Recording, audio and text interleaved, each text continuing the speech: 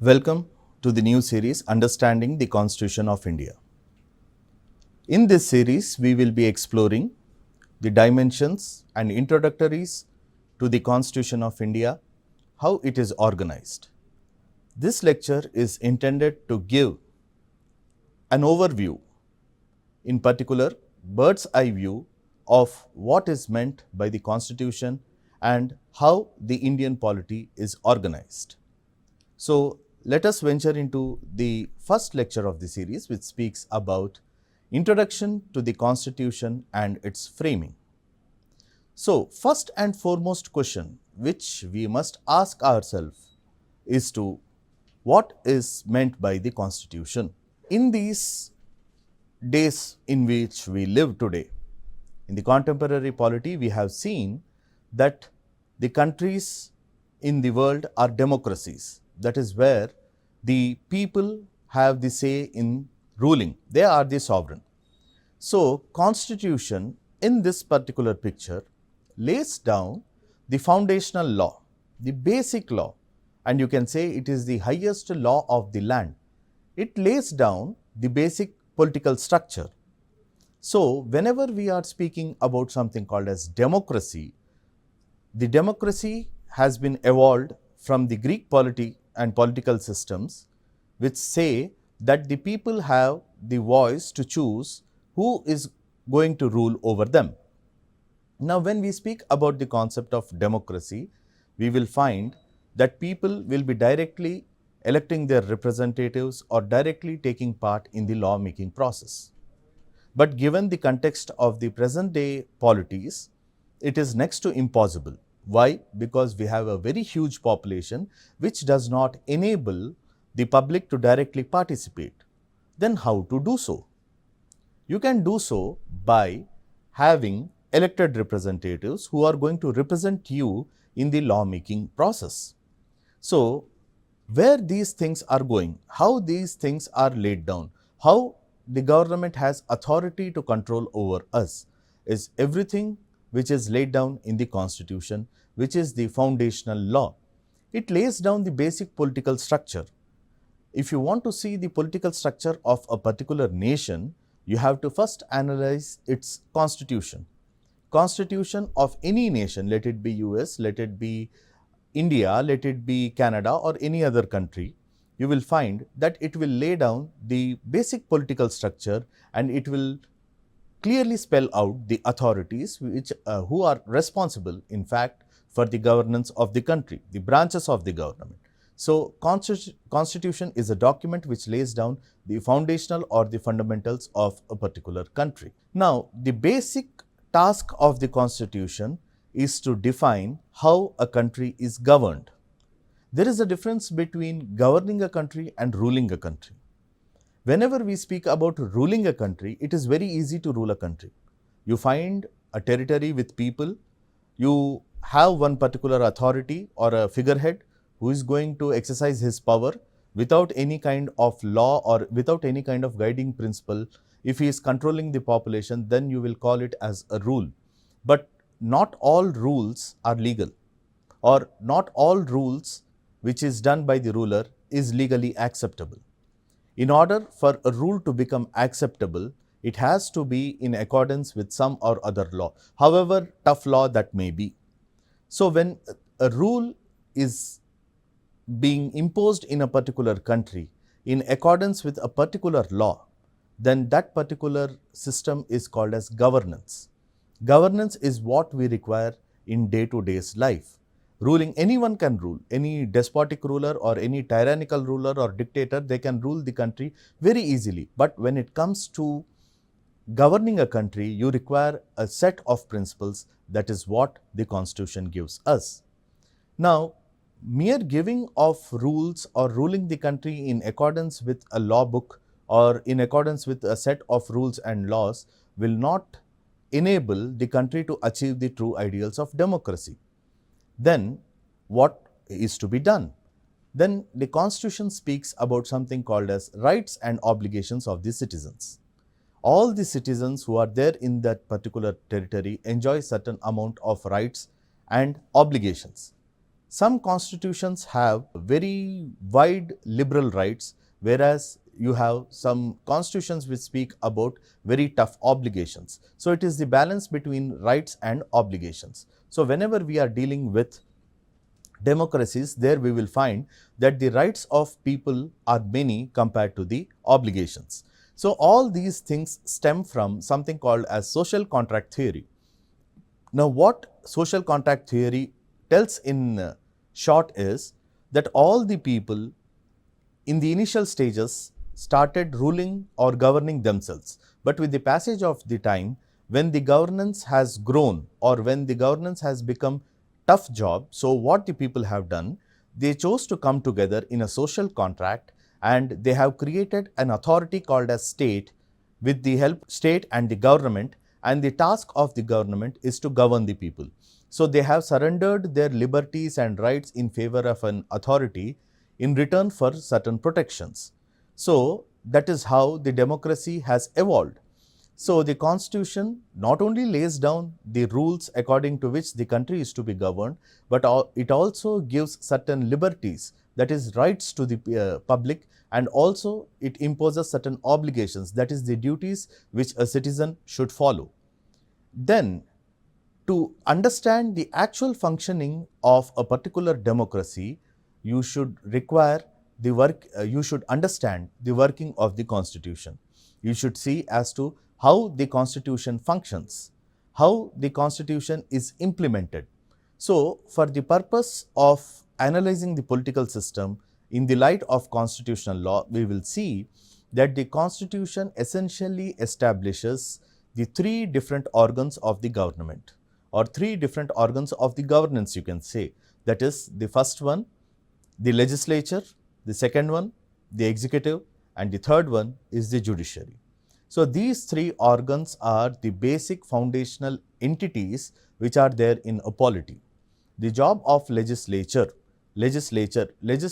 is an expression which has been derived from the Latin expression lex or legis, that is making of a law. So, the job of the legislature is making of a law. We have democratically elected parliaments as well as the state legislative assemblies, whose job is to make different laws from time to time in accordance with the procedure. So, the job of the legislature is to make the law, and then comes the next organ of the government, which is executive. The job of the executive is to implement or to enforce the law. Mere making of laws is not enough until and unless we have a strong executive to enforce those particular laws on the people or in the country in general. So, for that particular purpose, you require the specialized branch of government known as the executive.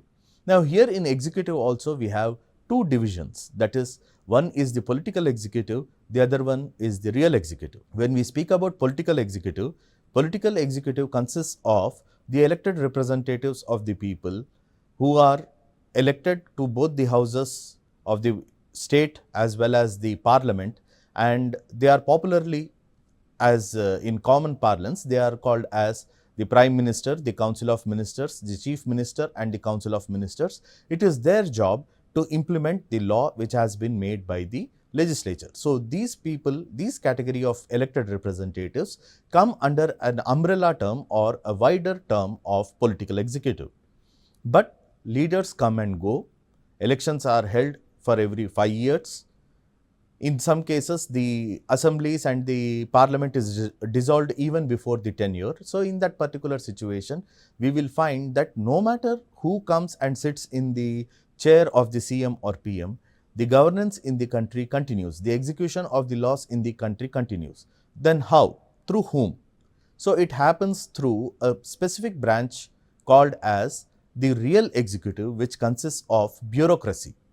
Bureaucracy, that is, the officers who are known as IAS, IPS and other services, who are popularly known as the civil services, whose job is to execute the law as made by the legislature.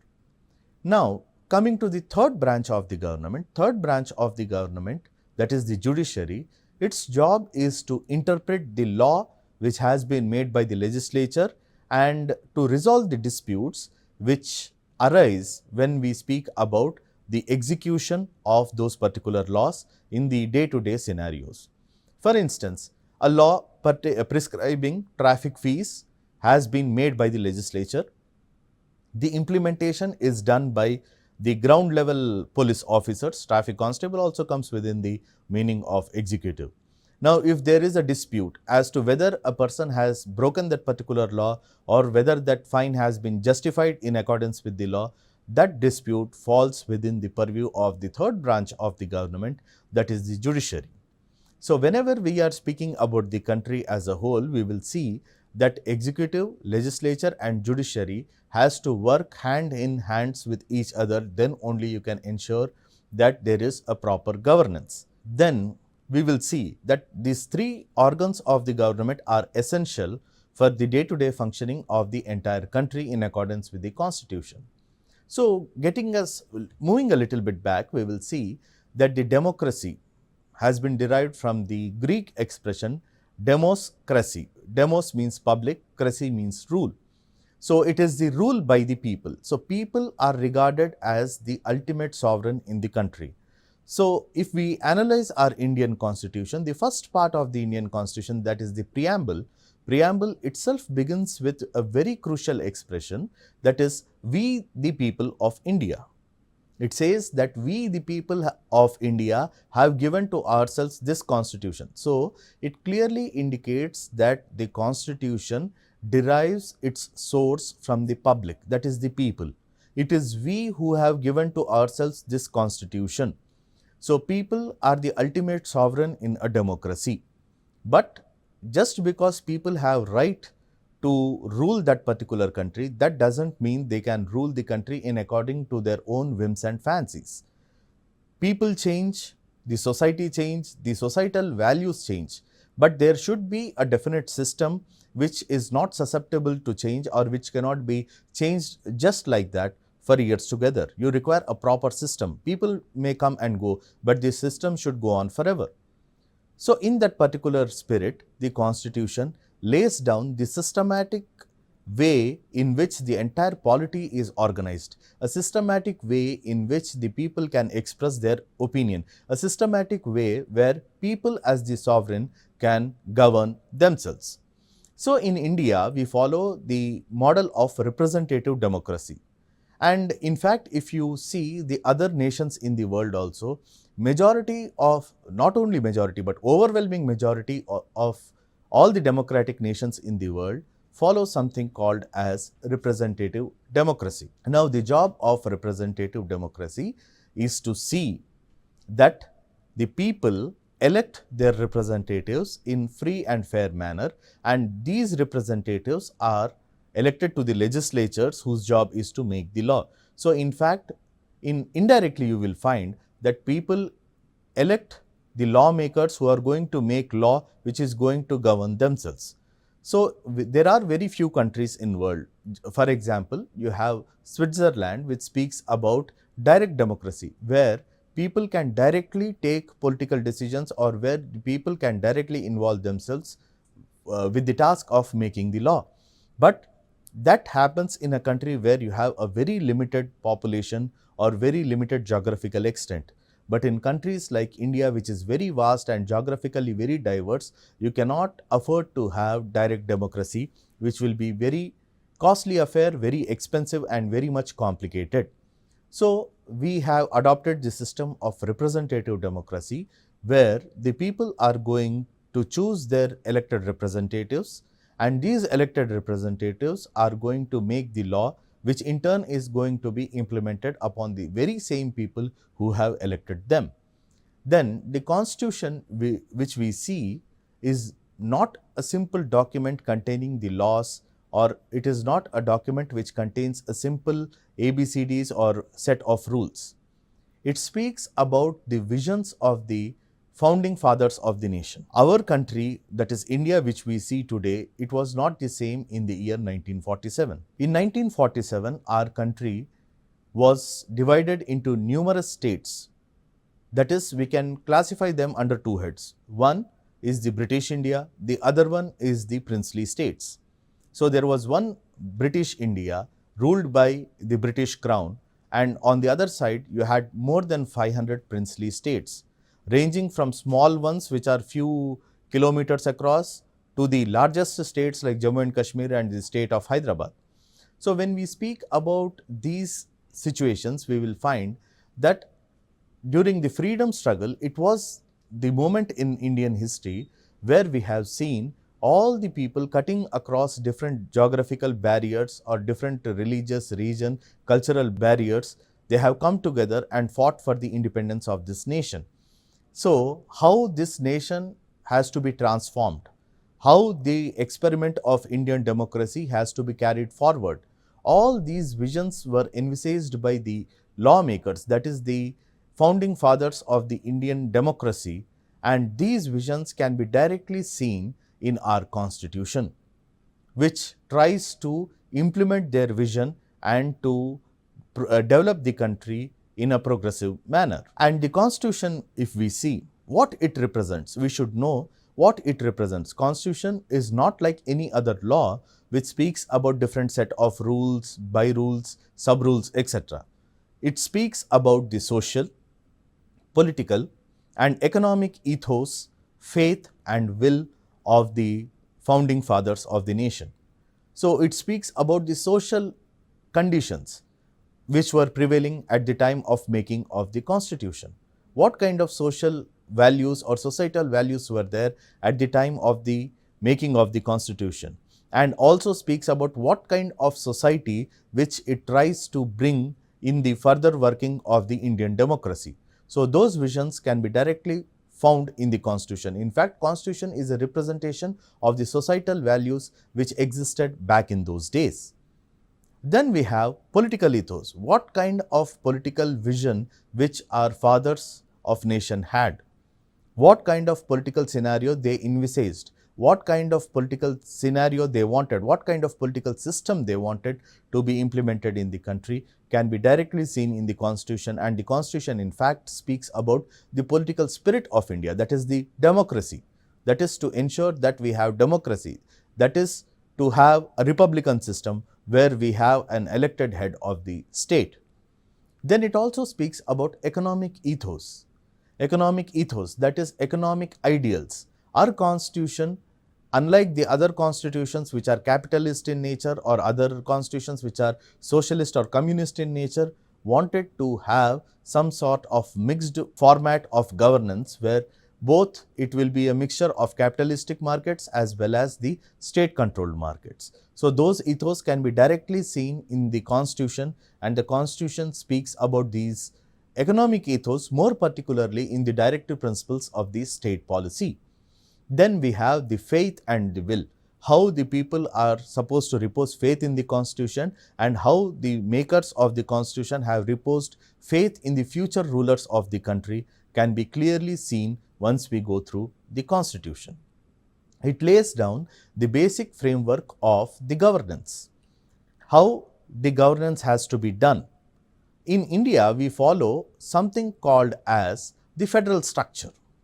The federal structure of the constitution. Our constitution is essentially a federal constitution. Now, here we are supposed to see what is meant by a federal constitution. At the same time, we should see what is meant by a unitary constitution. Out of all the constitutions in the entire world, constitutions can also be divided on the grounds of it being a federal polity or a unitary polity. Unitary polity has a system where you have a centralized authority and you do not have any kind of regional powers or regional governance.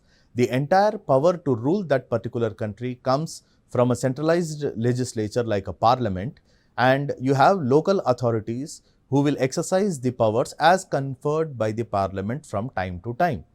They will be exercising the duties as given by the parliament directly.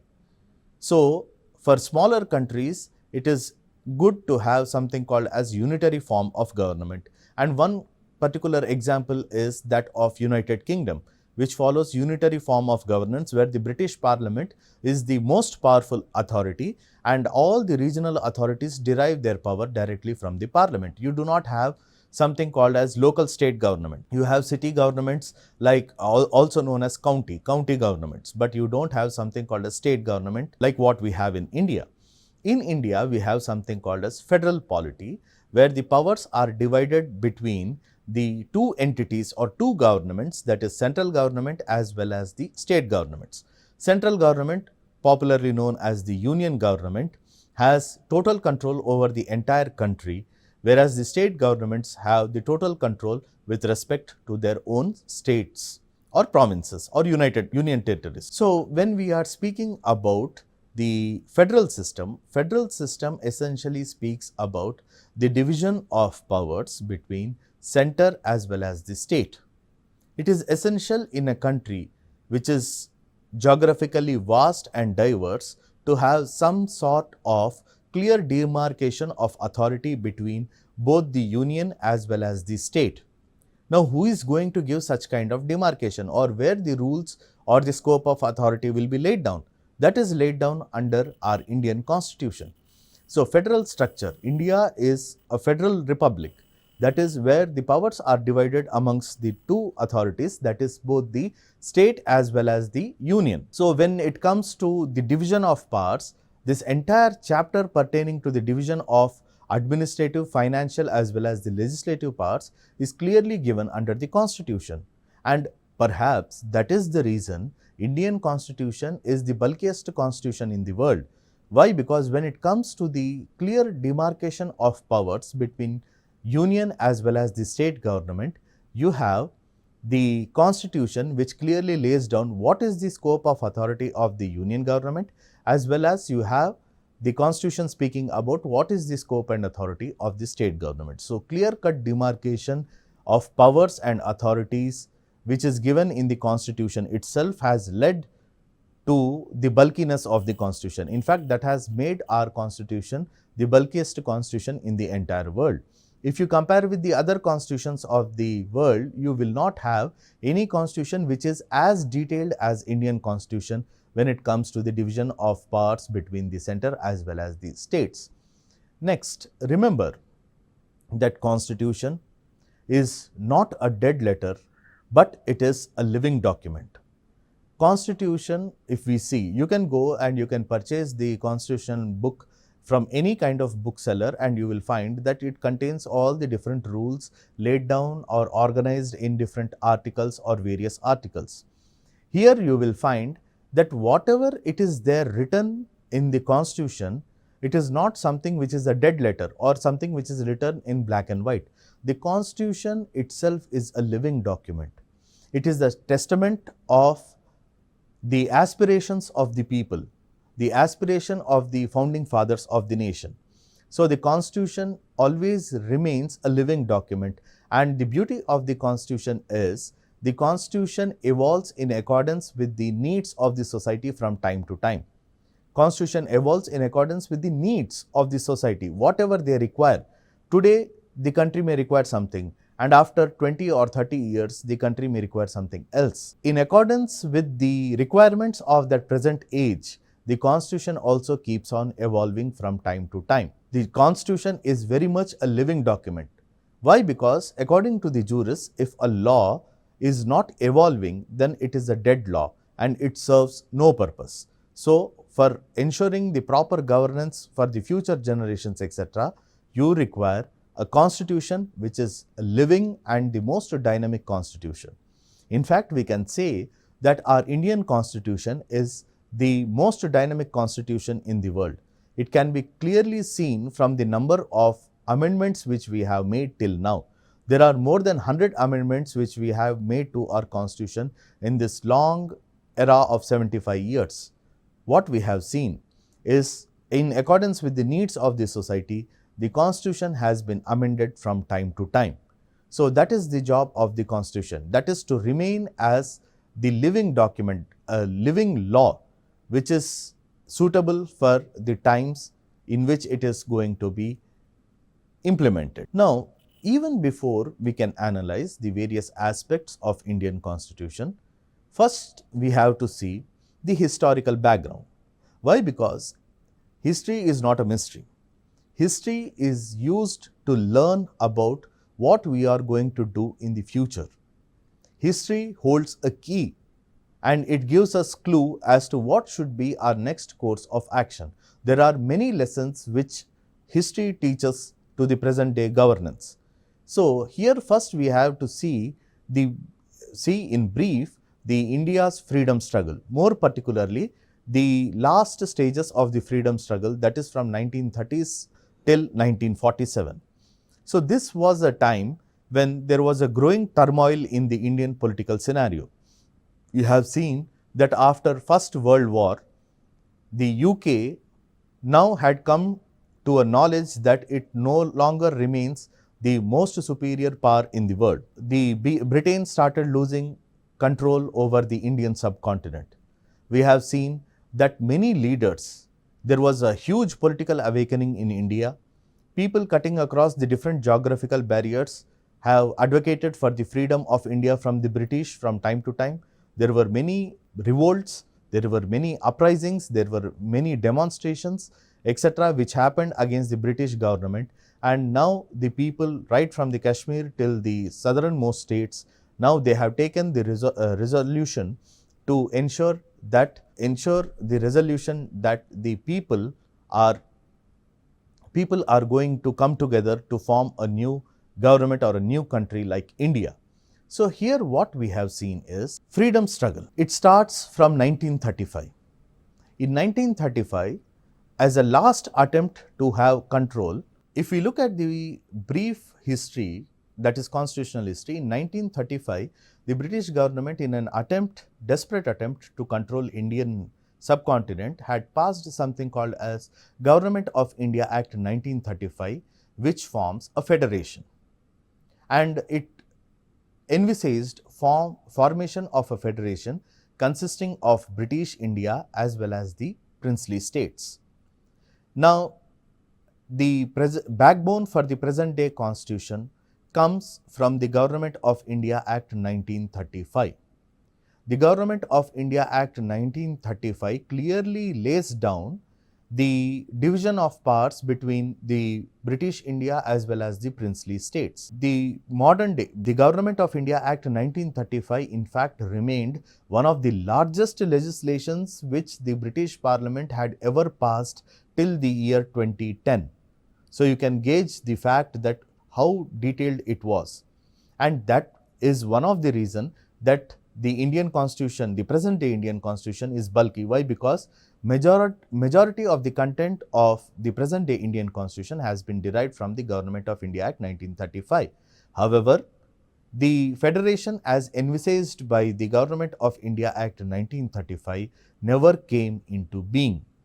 It never came into being. It did not come into the existence. Why? Because in the year 1946, the Cabinet Mission Plan has approved establishment of something called as Constituent Assembly of India to make or to frame a new constitution which the Indians are going to follow after the transfer of power.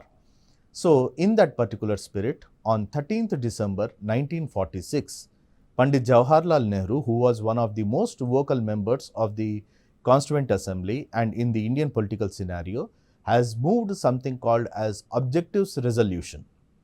Pandit Nehru had moved Objectives Resolution before the Constituent Assembly, whose job is to frame the Constitution. Now, this Objective Resolution clearly contains the vision or the objectives which the Constituent Assembly tries to implement through the constitutional provisions. The wider overlook is given under the Objectives Resolution as moved by Pandit Nehru from time to time. So, the objective resolutions which was moved by Pandit Nehru can be directly seen in the present day preamble. The present day preamble to the Indian Constitution, which gives its introduction, derives directly from the objectives resolution as moved by the Pandit Nehru. After that resolution has been adopted, the actual working of the Constituent Assembly of India had begun. Now, in the year 1947, the most important event happened in Indian history, that is, India got independent. So, as soon as 1947 India got independent, there was something called as lapse of paramountcy. That is, British India became independent. At the same time, all the other princely states which were having subsidiary alliance with the British, they lost their sovereign. So, in this particular situation, it became a chaotic environment where the British India on one hand and the princely states on the other hand, they want to come together to form a single unified entity called as India, but now they require a document which is acceptable by all and which is going to change the future of this particular nation. So, coming to the Constituent Assembly, as soon as the Constituent Assembly was constituted after the Cabinet Mission Plan, Constituent Assembly was to be partly elected and partly nominated. The members from the British India were to be elected directly by the people, whereas the people from the princely states were to be nominated by their respective rulers. So, the elected assemblies of British India, they have elected the representatives who are going to sit and function for the framing of the constitution. As soon as the Mountbatten Plan was announced, which spoke about the partition of country into two countries, that is India and Pakistan, the members from the areas which are now the part of the Pakistan withdrew from the Constituent Assembly and its strength was further reduced, and now we had the Constituent Assembly whose job was to make laws exclusive for India. Now, coming to the demographic profile of the Constituent Assembly, we will see that overwhelming majority of the members of the Constituent Assembly were barristers or lawyers. So, that may be the reason for the bulkiness of the Indian Constitution. So, it was presided over by Dr. Rajendra Prasad, and chairman of the most important committee, that is drafting committee, it was headed by Dr. B.R. Ambedkar. On 26th November 1949, the members of Constituent Assembly had adopted the Constitution, and the Constitution finally came into force on 26th January 1950.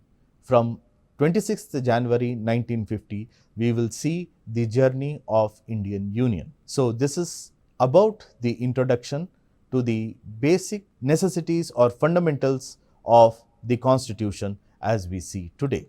Thank you.